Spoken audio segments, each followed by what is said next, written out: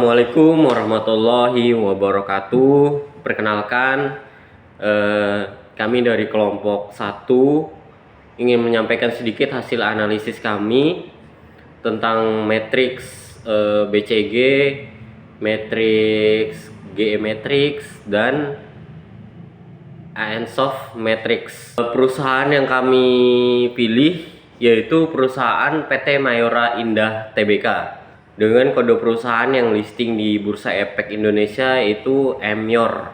PT Mayora ini ada beberapa produk, yaitu yang pertama ada biskuit, ada wafer, ada kopi, ada minuman, ada kembang gula atau permen, ada coklat, ada sereal. Jadi saya ingin menjelaskan sedikit tentang analisis matriks BCG di perusahaan PT Mayora tersebut. Untuk matriks sendiri, yang pertama ada stars atau bintang, yaitu pangsa pasar tinggi, pertumbuhan pasar tinggi. Yang pertama itu ada produk Le Mineral. Produk minuman ini, produk kemasan minuman ini masih terus bertumbuh sangat kompetitif. Le Mineral berhasil merebut pangsa pasar yang signifikan dan menjadi pesaing utama, sehingga membutuhkan investasi yang lebih besar dalam pemasaran dan distribusinya. Yang kedua ada produk teh pucuk. Teh pucuk ini pangsa pasarnya juga besar dan terus berkembang. Teh pucuk sendiri salah satu pemain dominan yang terus berinvestasi untuk mempertahankan posisinya di star atau bintang. Selanjutnya ada Energen, yaitu produk sereal, sarapan praktis dan minuman bernutrisi yang sering tumbuh untuk perubahan gaya hidup, dan Energen mendominasi kategori ini terus berinovasi. Yang terakhir itu ada produk kopi, yaitu ada produk namanya Torabika. Kopi Torabika, kopi instan di Indonesia sangat besar pertumbuhannya. Jadi Torabika ini ada berbagai varian sih. Jadi salah satu pemimpin Torabika ini menjadi salah satu pemimpin pasar yang terus bertarung memperebutkan pangsa pasar. Kedua ada cash cow atau sapi perah. Jadi yang pertama itu ada stars atau bintang, yang kedua ada cash cow atau sapi perah. Jadi cash cow ini adalah pangsa pasar tinggi, pertumbuhan pasarnya rendah. Nah, di PT MYOR ini, di Mayora ada beberapa produk juga yang cash cow. Yang pertama ada permen yang namanya Kopiko. Permen Kopiko ini pemimpin pasar absolut di kategori permen kopi, tidak hanya di Indonesia tetapi juga di global. Pasarnya ini sudah matang pertumbuhannya, jadi agak sedikit rendah tetapi posisinya itu masih dominan dan menghasilkan keuntungan yang konsisten. Yang pertama ada Kopiko, yang kedua ada Roma kelapa atau Malkis yang sering kita makan. Jadi biskuit ini salah satu ikon pasar. Biskuit juga sudah matang, jadi dia pasarnya itu sangat tinggi tapi pertumbuhannya agak rendah gitu. Yang ketiga ada Beng Beng, coklat Beng Beng. Ini salah satu merek wafer coklat yang paling mapan di Indonesia. Pasarnya relatif matang dan Beng Beng adalah salah satu pemimpin pasar yang stabil. Yang ketiga ada coklat Coki Coki.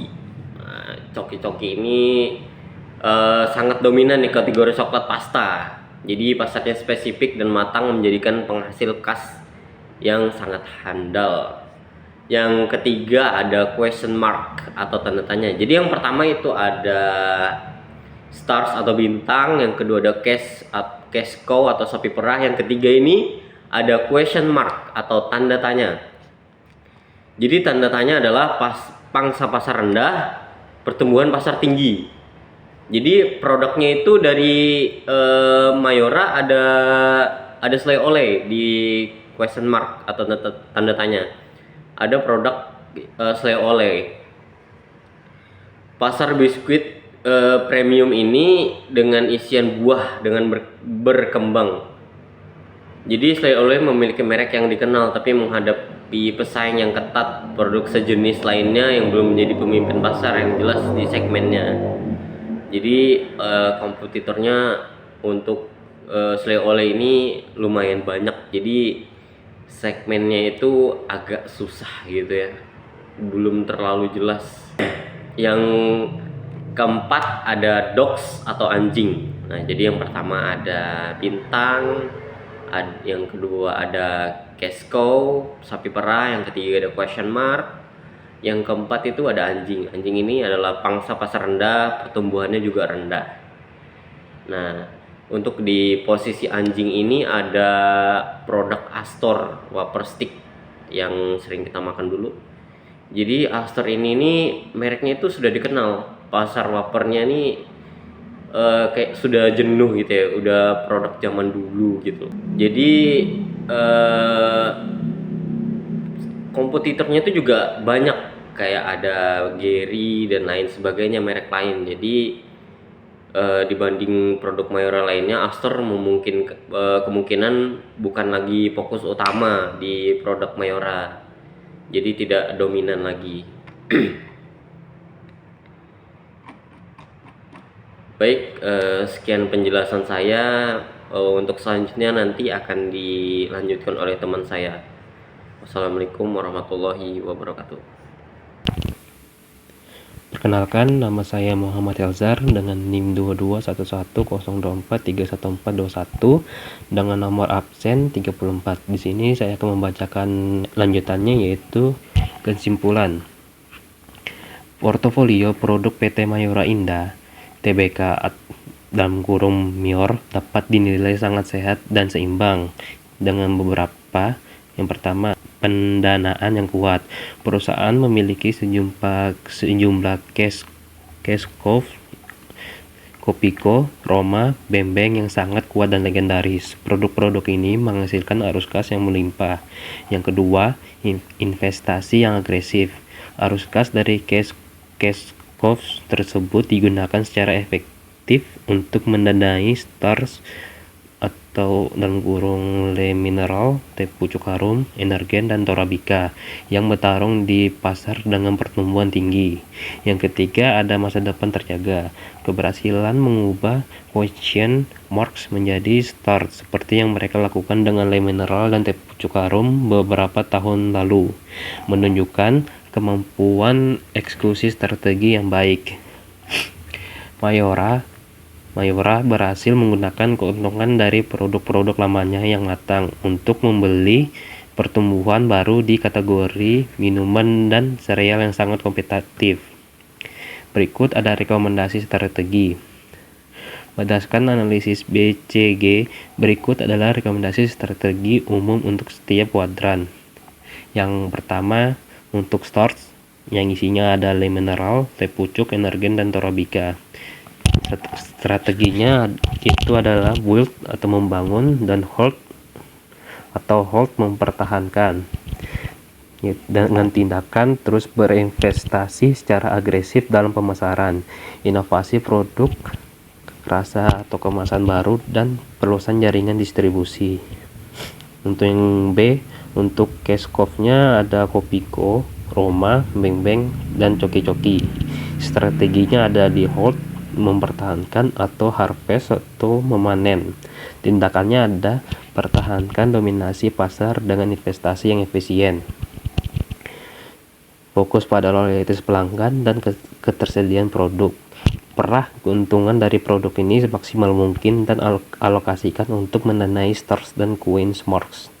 Yang C ada untuk coins station marks, itu ada slide online. Strateginya ada di build atau membangun, dan divest atau jual atau hentikan. Untuk tindakannya adalah lakukan analisis mendalam apakah slide oleh ini memiliki potensi untuk menjadi pemimpin pasar. Jika iya, investasikan secara signifikan untuk merebut pangsa pasar. Jika tidak, pertimbangkan untuk tidak lagi memprioritaskan produk ini dan alihkan sumber daya ke produk lain yang lebih prospektif. Yang D untuk dogs atau produknya ada Astor. Itu strateginya itu divest, jual hentikan, atau harvest atau memanen. Tindakannya adalah evaluasi probabilitas produk ini. Jika masih menguntungkan, pertahankan tanpa investasi. Pemasaran, panen sisa keuntungan. Jika merugi atau mengikat sumber daya yang bisa dipakai di tempat lain, pertimbangkan untuk menghentikan produksi, divestasi, atau menjual merek tersebut.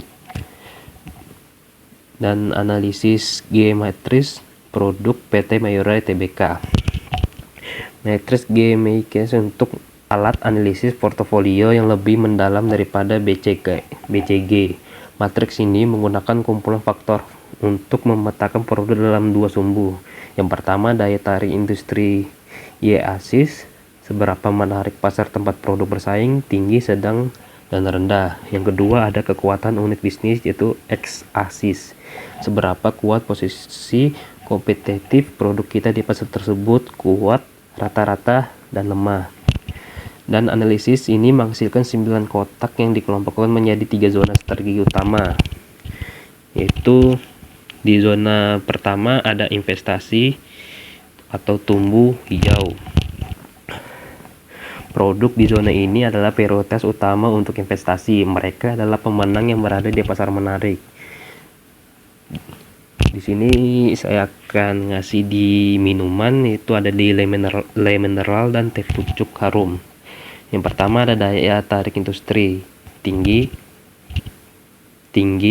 pasar AMDK dan TRTD di Indonesia sangat besar, terus tumbuh dan didorong oleh kesadaran akan kesehatan dan gaya hidup praktis. Dan untuk kekuatan bisnisnya itu kuat. Kedua, merek ini telah berhasil mendistribusi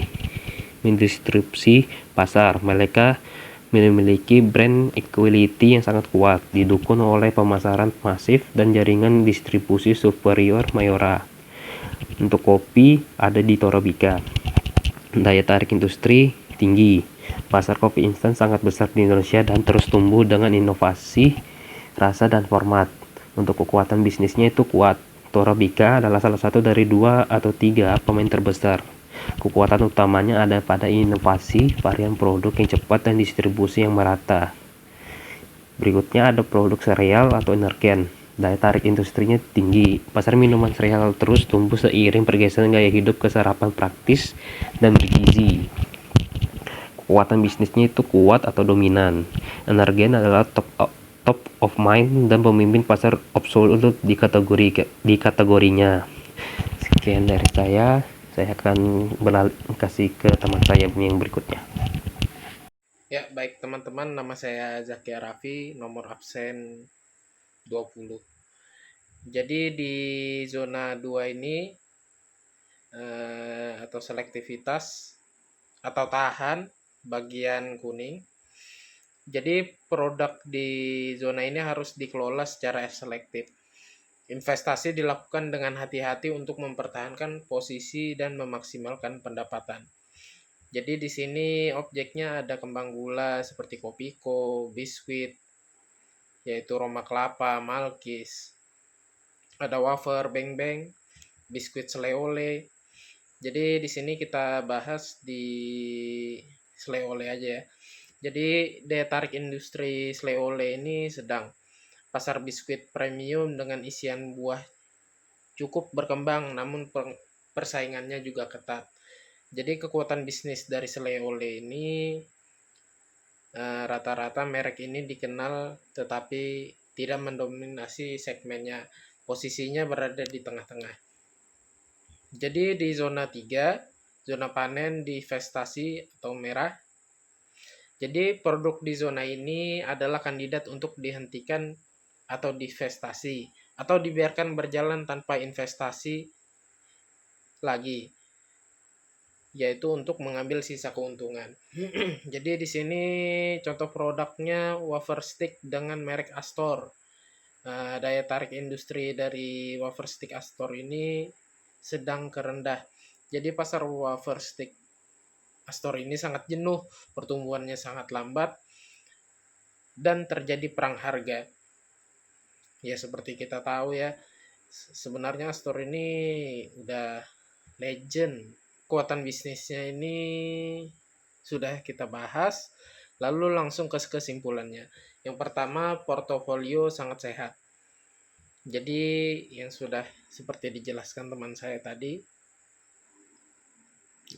analisis G. McKinsey mengkonfirmasi temuan BCG, portofolio Mayora sangat sehat. Perusahaan memiliki sekelompok produk di zona hijau seperti le mineral, teh pucuk, Torabika, Energen yang menjamin pertumbuhan masa depan.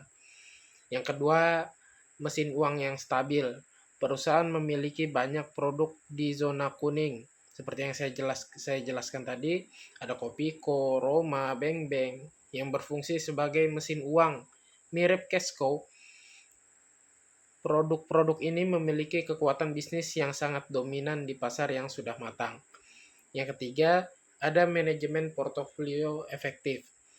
Mayora secara efektif menggunakan keuntungan dari produk di zona kuning untuk mendanai investasi besar-besaran pada produk di zona hijau yang merupakan strategi ideal. Nah, yang terakhir ada produk niche. Ada beberapa produk di zona kuning seperti Sleole dan di zona merah seperti Astor yang perlu dievaluasi ulang untuk signifikansi strategisnya. Baik, setelah ini dilanjutkan teman saya lagi. Assalamualaikum warahmatullahi wabarakatuh. Saya Akmal Al-Husairi dengan NIM 221102431109. Dengan ini saya membahas tentang rekomendasi strategi berdasarkan 3 zona matrix G. McKinsey. Yang pertama yaitu strategi zona hijau, yang kedua strategi zona kuning, yang ketiga strategi zona merah. Yang pertama strategi zona hijau, investasi untuk tumbuh dengan brand le mineral, teh pucuk tarum, dan Torabika atau Energen. Dan yang kedua strategi zona kuning, tahan dan kelola untuk pendapatan, yaitu dari brand Kopiko, Roma, Beng Beng, dan Selai Olai. Dan yang ketiga strategi zona merah, panen atau divestasi. Untuk dan analisis matriks produk PT Mayora Indah Tbk, matriks Ansoff adalah alat untuk memetakan strategi pertumbuhan perusahaan dengan melihat 2 faktor, produk dan pasar. Dan yang pertama yaitu market penelitian atau penelitian pasar atau produk lama atau pasar lama. Strategi ini berfokus pada penjualan produk yang sudah ada ke pasar yang sudah ada. Tujuannya adalah untuk meningkatkan pangsa pasar. Dan yang kedua, produk development atau pengembangan produk baru atau pasar lama. Strategi ini adalah tentang menciptakan produk atau varian baru untuk dijual kepada basis pelanggan yang sudah ada. Dan yang ketiga, market development atau pengembangan pasar, produk lama atau pasar baru. Strategi ini berfokus pada menjual produk yang sudah ada ke pasar yang benar-benar baru. Pasar baru ini bisa berarti wilayah geografis baru, ekspor atau segmen demografis baru. Dan yang keempat, verifikasi produk baru atau pasar baru. Ini adalah strategi paling berisiko di mana perusahaan produk baru untuk pasar yang baru yang sering kali berada di luar industri intinya. Assalamualaikum warahmatullahi wabarakatuh. Perkenalkan, nama saya Muhammad Fahrul Roji dengan NIM 1911110431049 dengan nomor absen 1 kelas X manajemen strategik. Saya akan menjelaskan kesimpulan. Kesimpulannya yaitu adalah analisis Ansoff menunjukkan bahwa strategi pertumbuhan PT Mayora Indah Tbk sangat seimbang dan dieksekusi dengan baik pada 3 dari 4 kuadran. Yaitu pertama, dominasi domestik. Mayora sangat agresif dalam bentuk penetrasi pasar dalam kurung perang iklan minuman dan pengembangan produk, inovasi varian Torabika dan Energen. Mereka bekerja sama untuk memaksimalkan pasar dalam negeri. Kekuatan global. Strategi pengembangan pasar ekspor adalah motor pertumbuhan utama mereka. Mereka telah membuktikan kemampuan luar biasa untuk membawa merek lokal yaitu Kopiko menjadi pemimpin di pasar global. 3. Fokus pada inti. Mereka cenderung menghindari diversifikasi tidak terkait yang berisiko tinggi. Fokus utama mereka tetap pada core bisnis mereka, yaitu FMCG, yaitu makanan dan minuman. Secara keseluruhan, Mayora tidak hanya mengandalkan satu strategi. Mereka memerah pada pasar domestik sambil secara bersamaan berekspansi secara agresif ke luar negeri. Rekomendasi strategi pertama, terus perang di dalam negeri, yaitu penetrasi pasar. Lanjutkan investasi besar-besaran untuk le minerale dan teh pucuk. Tujuannya adalah menjadi pimpinan pasar. Jangan kurangi tekanan, gunakan keuntungan dari cash cow, yaitu Kopiko dan Roma untuk mendanai perang ini. 2. Inovasi lebih sehat, pengembangan produk. Pasar Indonesia, pasar lama, semakin sadar kesehatan. Mayora harus memimpin inovasi produk lebih sehat untuk merek-mereknya, seperti varian energi atau Roma yang lebih tinggi serat dan rendah gula, varian Beng-Beng atau Astor dengan dark coklat atau less sugar. 3. Kopiko Kan, merek lain atau pengembangan pasar. Gunakan blueprint atau cetak biru kesuksesan ekspor Kopiko untuk merek kuat lainnya. Prioritas Beng-Beng dan Energen untuk didorong menjadi merek global di pasar-pasar baru yang belum terjemah, misal Amerika Latin, Afrika, atau Asia Selatan. 4. Hindari diverifikasi jauh. Tetap fokus pada core kompetensi di FMCG. Hindari godaan untuk melakukan diversifikasi untuk terkait seperti jasa keuangan atau properti. Jika melakukan diversifikasi, lakukan diversifikasi terkait, misalnya masuk ke kategori FMCG baru dairy produk selain susu sereal atau personal care. Meskipun ini akan sangat kompetitif. Sekian dari saya. Wassalamualaikum warahmatullahi wabarakatuh.